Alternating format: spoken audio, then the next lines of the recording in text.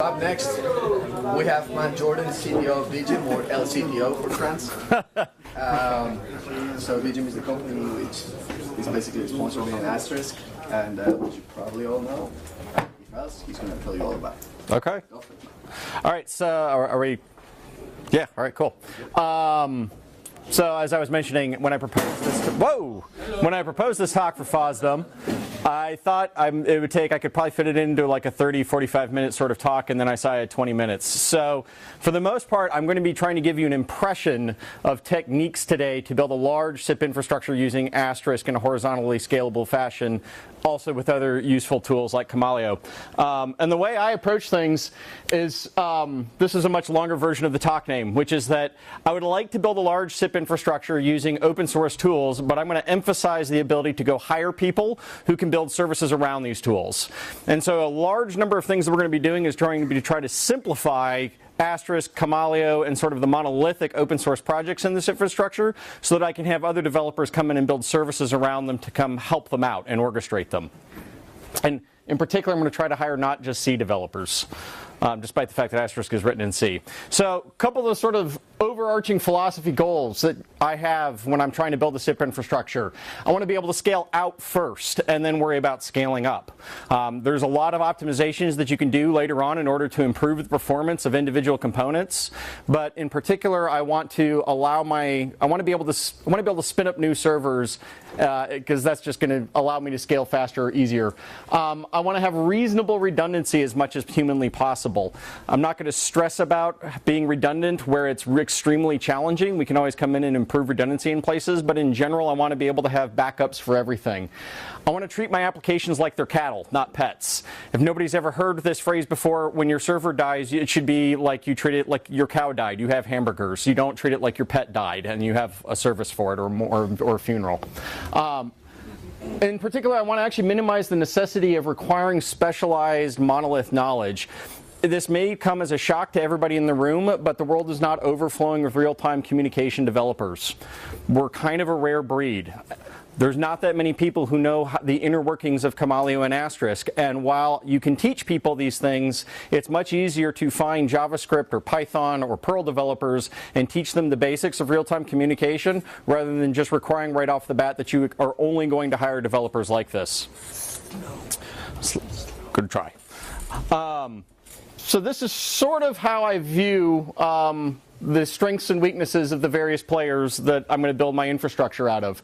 And apologies to all of the Kamaleo and Asterisk people, including myself in the room, because I give us some meh marks in some places. Kamaleo scalability, fantastic, right? Scales wonderfully. Its API, it's okay, but you know, it's kind of a solid meh in some places on that. And it requires a lot of specialized knowledge. Asterisk, scalability, kind of a solid meh. You know, scale's okay, but not that great, and pretty quickly you need a lot of them. API, we've done a lot of work over the past couple of years to give ourselves a better API for building communications applications. It's one of the biggest areas that we focused on development in. Required knowledge, though, need a lot of required knowledge in order to be able to build Asterisk applications or to be able to run Asterisk. On the other hand, if I'm building my own services, I'm putting all the burden onto my developers. They scale as well as my developers are able to build things. If they have APIs, it's however good I am at writing APIs. And generally I can find people out there who can go build these things. So from a very high level, I want to build an architecture or a system that looks something like this. I have a pool of Kamaleos that are performing my registration. They're acting as my registrar, and they're doing the routing to my Astra servers that are acting as my media application servers.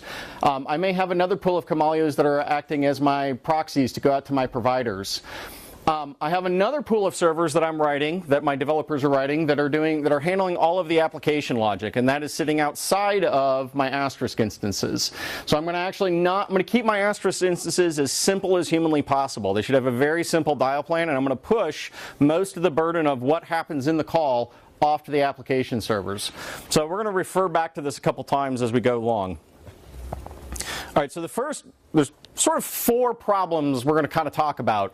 And the thing I want to remind everybody is that there's no right answer when you solve these problems. There are absolutely wrong answers, right?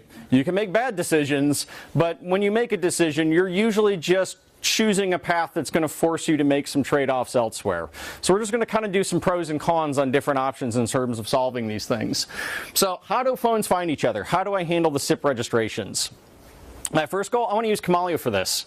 It scales better. It handles sharing registration between Camalio instances in a cluster really well, and Asterisk doesn't do either one of those jobs well at all. So I want to get my Camalio instances to act as the registrar. The other thing I don't want to do, I don't want to send SIP registrations to the Asterisk instances, because I'm either going to start storing phone location on specific Asterisk instances, which is really bad because then they die, and then I have to have a funeral for it because it was a pet and I stored phone location on it. I don't want to do that. I don't want to send all SIP registrations to all Asterisk instances because that doesn't scale well, and when I'm at 500,000 subscribers, I don't want to have 500,000 registrations on every single Asterisk instance. It's not a good idea. So how might I go about doing this? Well, in Camalio, this is a very easy problem. This is a very well-known problem to go solve. Use the location module. If I have a couple instances of Camalio in my cluster, I can fork the register request to the other Camalio instances, and they can be smart enough to go, oh, I'm just updating my in-memory information, and so they're keeping track of all the registrations. In Asterisk, I've kind of got two different approaches that I could do. One is that I could create a view on the Camalio database and look up the location information by the address of record, which is in the PJ-SIP stack, we call it dialing by AOR. The second option is I can build what we like to call sidecar services. And these are little tiny microservices that you stand up that expose some information in Camalio off to Asterisk in a way that it can more easily consume. In which case I'm going to be dialing by URI. So if I did with the database route, I would create a view on the Camalio database that expose the parts of the location table using the same schema that Asterisk needs to consume for its AOR object. And then the rest of the Asterisk instances would be looking at their own Asterisk database for the rest of the objects. Generally in Asterisk, all you're doing for doing that is you're going to take the PSAOR's object, map it off to the Camalio database such that it actually looks at the PSAOR's view that you've constructed there, and then as far as dialing is concerned, you just dial like you normally dial. And when you do that, Asterisk is going to go off to the Camalio database and look up the registered URI that's actually been stored in that view. So I can dial just like I've always been doing it, but I can use Camalio as the registrar and get the location information from it. The downside of this is kind of non-intuitive when you're maintaining a system, because now my Asterisk instances have a database connection off to a database that it's not really their database, and I had to create a view on it, and I had to understand the schema mappings and things, and that can cause some cognitive overload on people when you're trying to maintain things. Another option is we create the sidecar. We create a little tiny microservice that just exposes the location information, and then I go ahead and use that in order to actually get the contact when I go do my dialing. This works great when you're actually doing all the dialing not in the dial plan, and you're doing inside of applications that are written on top of Asterisk. And you just dial by URI, where you create a dial string that's PJ-SIP / the name of the endpoint / and then the URI that's their location. And that will actually go ahead and dial to that URI, and if you set up the outbound proxy, it'll funnel it out through your Camalio proxies. The downside of doing this in particular case, though, is that it's a little bit tricky to do this from the dial plan because you have to go probably use the curl module in order to go get that location. So wouldn't really recommend it if you're doing in the dial plan, but we're not anyways. We want to build our applications outside in the services that are actually built on top of Asterisk in that original diagram. Okay, so very high overview of registration. So let's talk about routing and distribution. How do we get the SIP invite requests to the right media application server? Initially, you might think of, well, let's just tie a customer domain to an Asterisk instance, right? We're going to say this Asterisk instance is for this customer. On the pro side, that's pretty easy. You do put a little bit of routing information in your Camalios, and suddenly you're getting calls on top of specific Asterisk instances. The downside is that doesn't scale and it's very inefficient. So let's not do that. Instead, let's just go ahead and round robin use the Camalio dispatcher, and we'll just start sending all calls to all Asterisk instances. That's great, it's very efficient, makes use of resources, it's tolerant to failure. On the downside, we're going to push all the burden onto Asterisk and our application media servers in order to figure out what to do with the calls. So we're going to make our application people work a lot harder, but that's actually probably the right thing to do if we're going to go be horizontally scalable. So let's go into the hard problem then. How do we build applications on top of this kind of infrastructure? Because we now have calls that are just showing up to any random Asterisk instance, and we have to go ahead and figure out what to do with those calls. And at the same time, I want to be able to have as many developers as possible building communications applications so that I can get more features to my customers faster. Okay, so there's a couple different things we have to figure out. We can't let any customer information live or be owned by Asterisk. That's the first step. Okay, so there's usually roughly 3 things that means we have to not store on the Asterisk instance. We can't store endpoints or any specific SIP information on those particular instances. We can't store prompts on the Asterisk instances because I can't put every single customer prompt on every single Asterisk instance. I can't store my recordings on the Asterisk instance. They can record it there, but then I've got to get that recording off there as fast as possible because the next person who wants to play back that recording may be on a completely different Asterisk instance. I may also need to be able to move channels around to other Asterisk instances when I realize that I have a call that has ended up in the wrong place. So there are times, for example, if I'm building a conferencing server and Kamalio is round-robin dispatching calls out to all the Asterisk instances, I may have to shuffle those channels around to get them all onto the exact same Asterisk server for that particular application. The only way you can do this, keep the dial plan simple. Do not put a bunch of custom stuff in your dial plan. Your dial plan needs to be as small as humanly possible. You're not going to scale a complex dial plan if you, because you can't keep editing it every time you add a new customer. And what's more, you're going to find that the cognitive overload of trying to maintain a complex dial plan will quickly overwhelm you. In one of the systems that we've built like this, our dial plan is 6 lines total. 2 contexts, 2 catch-alls in each one. We have 2 different contexts depending on which pool of Kamalio proxies they come from, and then we immediately just shove it out to our application servers at that point. Okay, so I need to actually get my, how do I connect my Asterisk instances off to my application servers? The first phase that we went with, we decided to just use AGI as a dispatcher. There's a lot of nice things about this because it's relatively simple to get going with it. You can use the HAGI protocol, which actually will then go ahead and do a DNS lookup for a specific type of DNS entry, and will then round robin your AGI connections across your application servers. So it's really easy to get going. We can just use AGI to get the calls off into our application servers, and then our application servers can start doing fancy things with ARI selectively as they need to. The downside of this is that you need special DNS entries in order to really make this work. And when you're trying to bring up Asterisk servers quickly, that means you've got to go update DNS and do some other annoying things. But it works fairly well. A second phase, which is one that we've been thinking about moving to, in which a number of other people in the Asterisk community have actually already done some interesting work on, is to go full in with ARI. Use the ARI protocol for the whole thing, and you build essentially a fat proxy middleware layer that actually handles the decoupling of Asterisk instances from the application servers themselves. The great thing is that when you pull this off, you're fully decoupled, at which point you can scale your Asterisk servers however much you need to, and you can scale your application servers however much you need to, and whatever the load demands on each, you can keep spinning them up as you need to do. The downside of that is you are in for some decent amount of custom development work. If you're interested in that, there's actually something called the Go ARI proxy that a number of people in the community actually have worked on that is working along this path, and it's up on GitHub. When you do that, assume you go in whole hog and you decide I want to completely decouple these things. Rather than actually having AGI connections going off to the application servers being round robin, you essentially build out your own message bus and queue. And you're terminating the Asterisk events coming off the WebSockets, and you push them off onto the message bus and queue, and then that message bus queue is responsible for dispatching them off to the particular application server.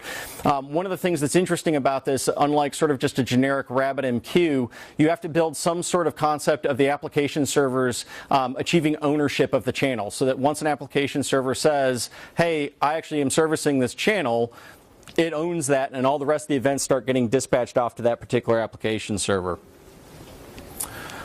All right, so one of the other things we've got to deal with, we have to not put endpoints or specific customer endpoints on specific Asterisk instances. The easiest way to deal with that is just simply to use real-time. You map the PJSIP objects to a real-time backend. Please, for the love of God, do use a cache if you do this, so that you don't try to pull down 500,000 subscribers when Asterisk, naively tries to find out how many different endpoints are out there. And the cache, we actually have just added recently a number of commands to even let you go ahead and prune and clean up the cache manually if you ever decide you need to go to that level of granularity. Prompts. How do you handle prompts? Have your developers create a small REST service that exposes custom sound files for customers and store the media in S3 or some other blob object storage front-ended by the REST API. Asterisk and Asterisk 14 has the ability to do remote URI playback to playback that media. And so if you issue a playback command using any of the dial plan applications or AGI or through ARI, it will actually pull that media down locally, cache it for some period of time, and then play that back for the customer so that you don't actually have to keep pushing specific customer prompts onto specific Asterisk instances. How do you handle recordings? Use ARI whenever possible to manipulate the recordings. What ARI gives you when it's done recording is a stored recording object, and that stored recording object exposes REST routes to allow you to pull the binary the binary stream of media off directly from the Asterisk instance. That means you don't have to set up little weird FTP servers or other kinds of hacky things on the Asterisk instances in order to get at the media. When you're done with the recording, pull that media off, store it in another service so that if Asterisk needs it again later, it can do a remote URI playback of the media that was previously recorded on some other Asterisk instance.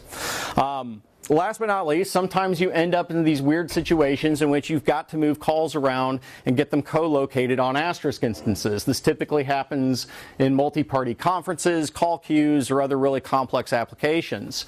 Rather than trying to complicate Kamalio by shoving application logic into the Kamalio dial plan, we found we just like to just move the channel.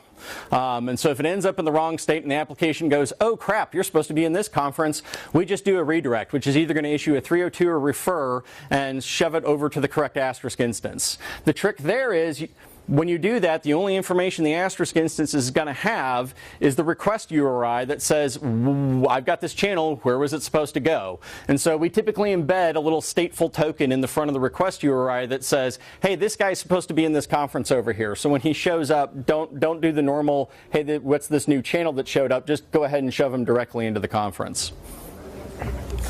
All right. Last general problem we're going to tackle today, subscriptions. How do we make blinky lights flash? Again, please don't shove all the subscribes across all Asterisk instances. You're going to probably overload it. Use Kamalio. It's really great as a subscription server. You do this for the exact same reason that you use Kamalio as a registrar. One of the nice things in Asterisk 14 is we now have the ability to generate state notifications and publish them directly to the Kamalio pool. Kamalio will then send your notify requests off to the subscribed user agents. Again, handling this in Kamalio is dead simple and is one of the standard things that Kamalio does, which is great. Not a whole lot of work. In Asterisk land, we use a concept called auto hints. And auto hints will automatically generate the extension state hints intelligently whenever a device state changes. So rather than having to actually code in all my device state hints into the Asterisk dial plan, it will just automatically generate them for you. And then you can configure Asterisk to go ahead and publish every time an extension state change happens directly to the Kamalio cluster. So if I have Alice acting on one Asterisk server, as soon as Alice picks up the phone and starts dialing somebody, a hint will automatically be generated for Alice on that Asterisk server when that channel is there. It will publish it to the Kamalio cluster, and anybody who's subscribed for Alice's state will just automatically get it. And I don't have to do a whole lot of special custom hint work. Okay, that was lightning fast and a whole lot of information, and I apologize. So, by the way, the slides are actually already up on the FOSDEM site. I already uploaded them to Pentabarf, and I put a whole bunch of links onto where the documentation is for a lot of the features that I just rambled off here today. So by all means, go check out the slides, and all of the features that I talk about should be documented on the wiki, because I actually had to go refer to it as well to remember how to do some of these things. We got time for one question. So I have a question about the AGI-ARI interface, where you said the ARI layer, you can build a fat proxy in between the Asterisk and application layer. Yep. Did you consider using service discovery that also exposes, like console that exposes DNS and HTTP, and not have to build that intermediate queuing layer? So actually, we've actually looked at console for a number of other things as well. I think one of the problems I glossed over and didn't really talk about at all either is how, when you're bringing up a new Asterisk instance, how does Camaleo know and trust that this thing actually is supposed to be in my private network? So console is actually a really interesting application because I think it can play a large role in a whole lot of that. Service discovery, authentication, authorization, what are you allowed to do? When we looked at it, I don't think the GoARI proxy is using it, and we aren't using it today for that purpose, but it absolutely would fit. So there's certainly a good idea to look into that. All right. Thank you.